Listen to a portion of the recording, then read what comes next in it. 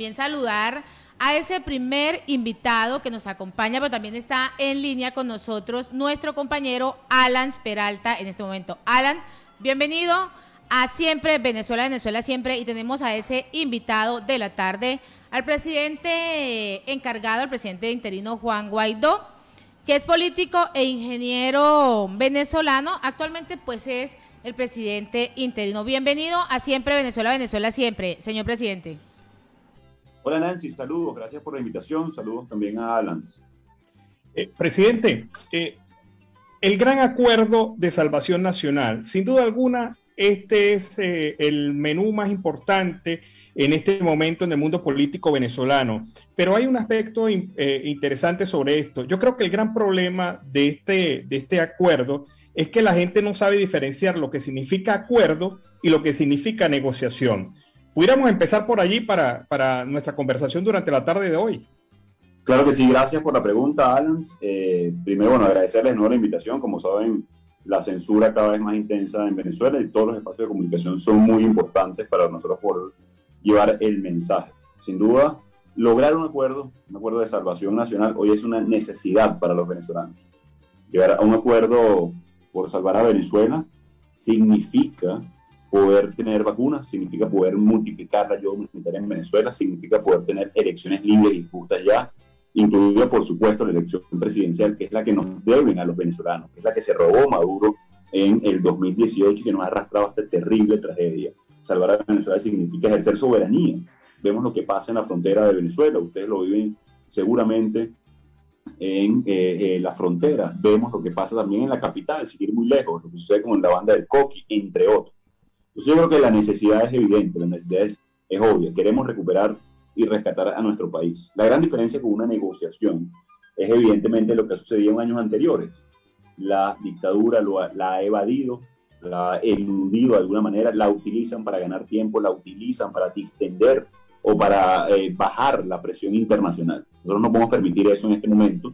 Nosotros hemos dicho que la disposición de nuestros aliados, por ejemplo, a levantar las sanciones tiene que ver con el logro de un acuerdo integral, no antes. Atención con esto que es importante. Lograr un acuerdo significa seguir presionando a la dictadura. Lograr un acuerdo significa ejercer la mayoría en Venezuela. Lograr un acuerdo significa exigir la entrada de ayuda humanitaria. Y pasa, sí, por un proceso de negociación que sabemos, de nuevo, insisto con esto, porque los procesos anteriores de negociación han sido fallidos o no han llegado a término porque falla o la presión internacional o la presión interna. Aquí tenemos que reunir todos los elementos para lograr nuestro objetivo, que es convertir elecciones libres y justas en una solución al conflicto en Venezuela. En medio de todo este proceso que se viene presentando, señor presidente, hemos podido captar cómo es la violación sistemática de los derechos humanos y sobre todo de esos presos políticos. En medio de este trabajo que usted viene realizando, ¿cuáles serían esas alternativas y estrategias para poder tener a una Venezuela con esos presos fuera y poderles darles una garantía de vida? Mira, la oportunidad es una solución política. La crisis, el origen del conflicto en Venezuela es político, por eso es una emergencia humanitaria compleja. Hoy me atrevo a decir que ya no es emergencia únicamente, es catástrofe humanitaria compleja. Y como tú sabes, Nancy, eso tiene que ver con que es de origen humano, es decir, no fue un tornado, no fue una tormenta, no fue un terremoto lo que generó esta catástrofe. Tampoco una guerra, por cierto, aunque tenemos los mismos indicadores que países como Siria, Sudán del Sur u otros en conflicto bélico. Entonces, nuestra oportunidad para respetar los derechos humanos, para hacer justicia, tiene que ver con la reinstitucionalización del país. Y tiene que ver con una solución política, insisto, el secuestro de los poderes, incluido, por cierto, el CNE, que hoy está tutelado por la dictadura, como lo estaba hace un año o hace dos, tiene que ver precisamente con esta autocracia que se instaló en Venezuela, que por cierto, y aquí aprovecho para enviar saludos a nuestros hermanos de Nicaragua, por ejemplo, Daniel Ortega, sigue el guión al pie de la letra, ¿no? Con lo que hicieron en Venezuela hace algunos años, apresando dirigentes, precandidatos, inhabilitando, persiguiendo la disidencia, entre otros. Y aquí es donde el mundo libre también tiene un rol, no solamente con las sanciones que generan presión a los corruptos, en este caso a la violación de los principios democráticos en la región, pero también a el entorno de Maduro, y hace entender a estos dictadores que tienen responsabilidad el violar flagrantemente las leyes democráticas internacionales. Hay un aspecto importante, presidente, y es que hay mucha gente que critica este llamado al acuerdo de salvación nacional, y lo critican por dos razones fundamentales. Dice que Guaidó claudicó frente al gobierno, que se sienta a hablar con gente que es violadora de derechos humanos, y dice también, por otra parte, que hay ciertos intereses ocultos que se están moviendo detrás de esto. ¿Qué le responde Guaidó directamente a estas personas? Mira, más allá de la razón o no, voy a rescatar algo que lo comparto, que es el escepticismo, ¿no? El escepticismo ante una dictadura que hemos denunciado en el mundo, que hemos caracterizado como tal, no desde ahorita, Alan, sino desde hace años de lucha, en la cual le arrebatamos el Parlamento Nacional construyendo mayoría, ejerciéndolo a través del voto, no votando o no cooperando con la dictadura en el 2018, por lo cual caracterizaron o catalogaron a Maduro en la comunidad internacional como dictador. Entonces, está bien mantener el escepticismo en torno a una dictadura. Yo lo decía al principio, que Maduro, ¿para qué utiliza una negociación? No es nueva para nosotros tampoco, lo hicimos en el 2019, por lo cual tampoco es que hay un cambio de estrategia, probablemente de aproximación o de táctica, digamos, manteniendo la ofensiva política de nuestras exigencias y nuestras banderas de lucha, porque aquí la clave de todo esto es que en ningún momento hemos depuesto nuestras banderas de lucha.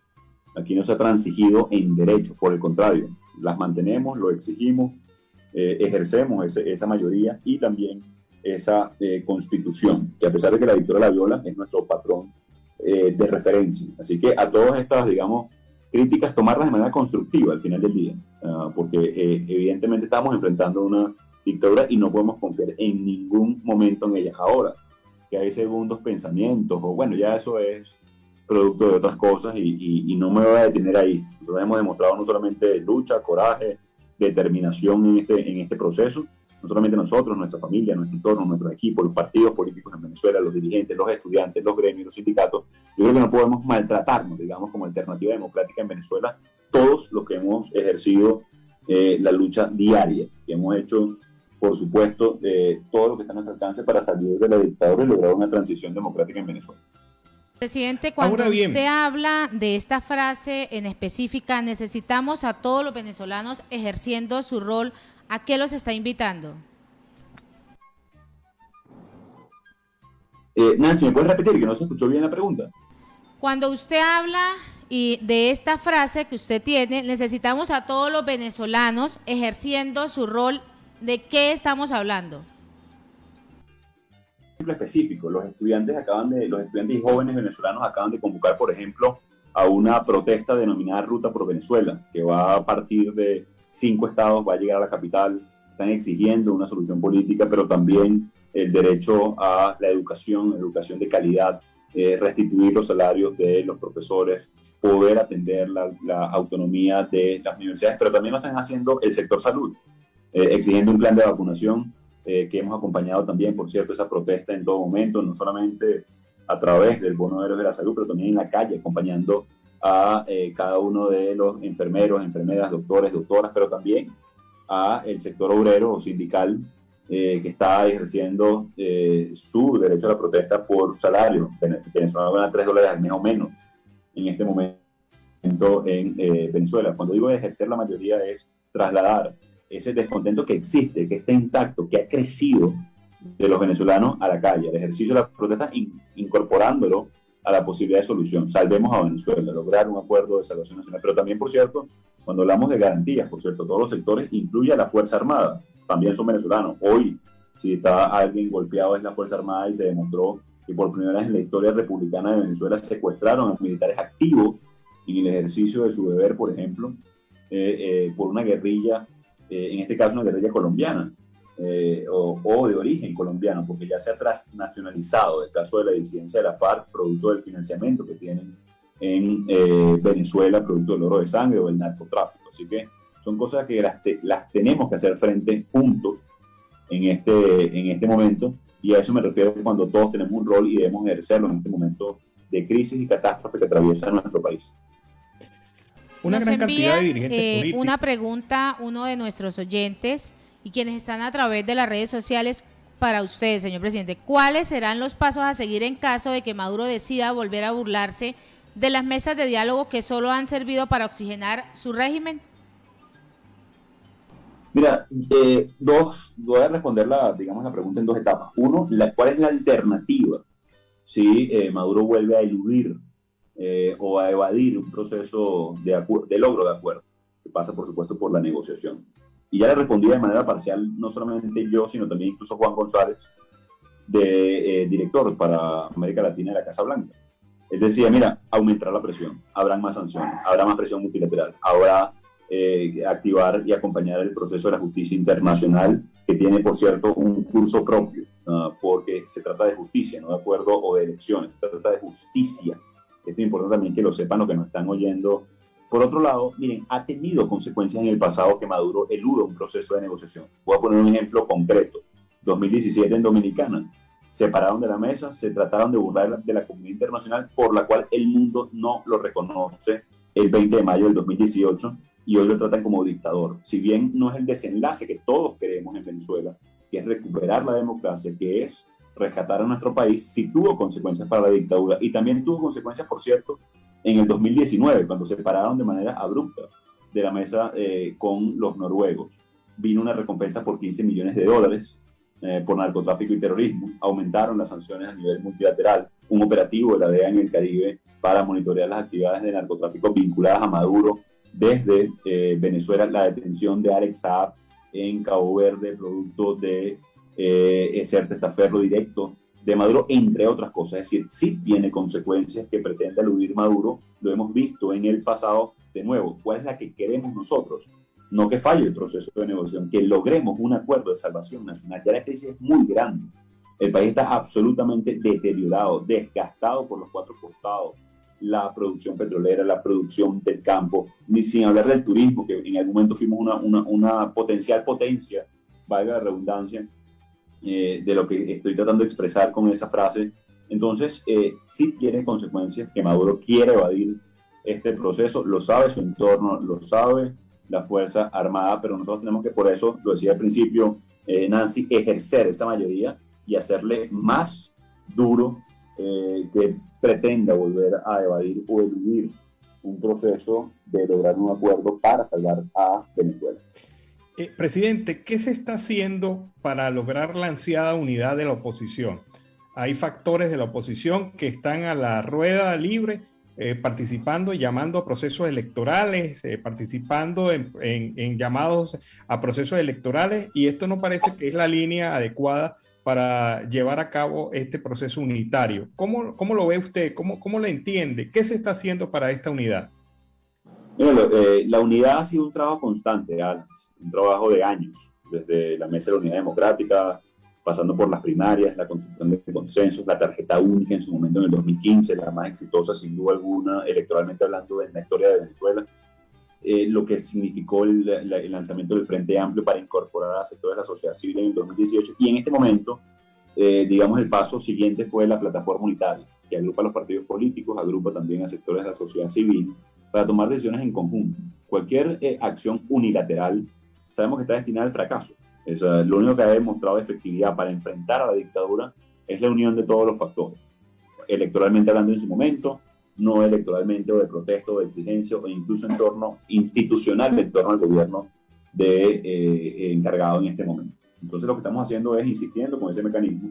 Lo hemos dicho públicamente, cualquier decisión va a ser tomada en unidad, pensando en la solución al conflicto, no pensando en aspiraciones, no pensando en decisiones partidistas, no pensando en el país y pensando precisamente en salvar a Venezuela. Y por eso hemos dicho y lanzamos el plan Salvemos a Venezuela, para poder nosotros articular a todos los sectores del país, incluidos los partidos políticos, incluso los que tienen con razón, de alguna manera, alguna aspiración. Mira, gente que ha trabajado durante años en un municipio, en una parroquia, o lo que sea, pero ellos saben también, Alan, que cualquier aspiración individual no está por encima de Venezuela, y que tampoco funciona en definitiva de manera aislada, porque ya sabemos lo que pasó con los gobernadores en el 2017. En el mejor de los casos nombraron protectores. El caso de Bolívar se lo robaron a Andrés Velázquez. El caso de Zulia, vimos cómo lo impuso la constituyente de manera ilegal y fraudulenta en el caso de Juan Pablo Guanipa. Así que hay mucha conciencia en torno a esto, más allá de algunas individualidades o diferencias que puedan ser proyectadas vía redes sociales, que por cierto es el único espacio de comunicación que tenemos en este momento, la democracia y la alternativa democrática en Venezuela. Presidente, finalmente, de llegar a generarse ese cambio en Venezuela, que es lo que se busca, de ese cambio de gobierno, ¿cuál cree usted que es el organismo de seguridad del Estado que debe ser desmantelado en ese preciso momento? Mira, hay una que es evidente, ¿no? Incluso le acaban de cambiar el nombre por la exigencia de la ONU. El FAES, evidentemente, ha sido un organismo casi de exterminio. Se habla de 18.000 ejecuciones extrajudiciales en los últimos 3 años, según Human Rights Watch. Eso pareciera hoy evidente, tanto es así que la dictadura le cambió el nombre para maquillar lo que es la exigencia de la ONU y, por supuesto, el juicio que se lleva a cabo a través de la Corte Penal Internacional. Pero la verdad, Nancy, es que hoy el Estado está en desaparición. Hoy la relación del ciudadano venezolano con el Estado es casi nula. Es de miedo, es de terror, es de persecución, es de zozobra. Hoy nadie confía en el sistema judicial venezolano. Hoy nadie confía en una alcabala, le da pánico a los ciudadanos venezolanos. Así que nosotros tenemos que ir a una profunda refundación, de alguna manera, de las instituciones del Estado, de ponerlas al servicio del ciudadano y no al revés. Y es parte de lo que nos corresponde hacer a los venezolanos que queremos salvar a Venezuela. Pasa por respetar al ciudadano, por entender las necesidades de la gente y no aprovecharse de ella, entre otras cosas que nos corresponde a los que, estoy seguro, vamos a colaborar en la reconstrucción de Venezuela a través de la libertad de expresión, como lo han hecho ustedes desde los espacios que lo hacen y que lo ejecutan, pero también a través de poder, de nuevo, colocar las cosas en orden, ¿no? No como dice el dicho, no puede ser la carreta delante de los caballos, no. El Estado está para servir al ciudadano, está para atender sus necesidades, está para generar la mayor suma de felicidad, como se dice en todo momento. Así que eso es parte de lo que tenemos que pensar con algo tan esencial, por cierto, como es la integridad territorial, como es la soberanía. Así que si algo nos toca a los venezolanos es mucho trabajo para reconstruir nuestro país. Lo que sí tengo es mucha certeza que lo vamos a conseguir. Presidente, un comentario final. La gente de la red de refugios que opera en la ruta entre Cúcuta y Pamplona, le mando un mensaje, un mensaje de auxilio. Hay la necesidad de apoyar a esta gente que se encuentra prácticamente sin recursos atendiendo a la migración venezolana que va como caminante por esta ruta. Así que me pidieron muy especialmente, muy encarecidamente que le hiciera llegar este mensaje, porque de verdad que hay gente que trabaja con las uñas a favor de los venezolanos. Muchísimas gracias, Alan. Muy pendiente de nuestros refugiados, de nuestros migrantes. Muy dolorosa la situación, solamente comparado con Siria. A veces nosotros los venezolanos que estamos en una situación de tanta vulnerabilidad no lo vemos, pero somos sobrevivientes a una guerra que a lo mejor no la formalizaron, pero se sienten los efectos cuando tenemos refugiados, hambruna, la destrucción del campo, la destrucción del aparato productivo nacional, en números, de nuevo, comparados con Siria a nivel de refugiados o con Sudán del Sur a nivel de hambre. Nosotros tenemos que emplearnos a fondo para recuperar a nuestro país, atender a nuestros venezolanos. Quiero decirles algo, son venezolanos estén donde estén, de pleno derecho. Y también nos corresponde su defensa a ultranza y poder nosotros de nuevo rescatar la dignidad del ser humano, la dignidad del venezolano, el orgullo de sentirnos venezolanos, rescatar ese sentimiento con fuerza. Nos va a tocar de nuevo reconstruir, pero tengan la certeza y la fe también que estamos haciendo todo lo que está a nuestro alcance y mucho más para enfrentar a la dictadura, para resistir a la persecución, a la censura, entre otras cosas, pero sobre todo para avanzar en la conquista de nuestra democracia. Por algún momento, y con esto concluyo, Alan, gracias por el espacio, Nancy, llegué a escuchar la frase cuando inicié mi carrera como dirigente estudiantil, incluso, bueno, ¿con qué se come la democracia? ¿No? ¿Eso de qué sirve? Cuando llamábamos a votar y a participar y a movilizarnos, a ejercer nuestro derecho a la protesta, entre otras cosas. Y mira, hoy tenemos algo claro los venezolanos. Sin democracia no se come. Probablemente nos parecía un concepto etéreo en ese momento, un concepto al aire, pero hoy estamos claros que la democracia es la que preserva los derechos, la que nos equipara con el gobierno de turno, sea cual sea, de la tendencia ideológica que sea, la que genera contrapesos y la que puede respetar realmente los derechos y en nuestro caso poder cumplir con nuestros deberes. Así que muchas gracias por el espacio, que Dios bendiga a todos estos refugiados, migrantes y trabajadores de las ONG que sigan adelante y cuenten con que vamos a hacer todo lo posible y estamos haciendo todo lo que está a nuestro alcance y mucho más con nuestros aliados para recuperar la libertad y la democracia en nuestro país. Bueno, Gente, muchas gracias, presidente. Antes de despedirnos, nos están bombardeando con una pregunta los migrantes venezolanos. En Colombia, ¿cómo hacen para poder contactarse con el embajador Tomás Guanipa? Voy a pedirle al embajador que inmediatamente publique los contactos nuevamente a través de sus redes sociales.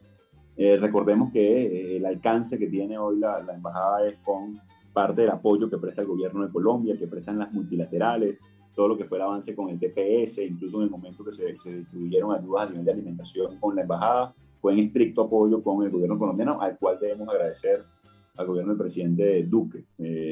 Pero le indico inmediatamente al embajador que pueda hacer público todos los canales de contacto inmediatamente, así que pendiente de sus redes sociales. Vamos a agradecerle, presidente Guaidó, por participar en esta emisión de Siempre Venezuela, Venezuela Siempre, esta plataforma que está diseñada para dar toda la información que no se puede dar en Venezuela y que está censurada. Que tenga una excelente tarde, gracias por participar. Muchísimas gracias, que Dios nos bendiga, saludos. Saludos.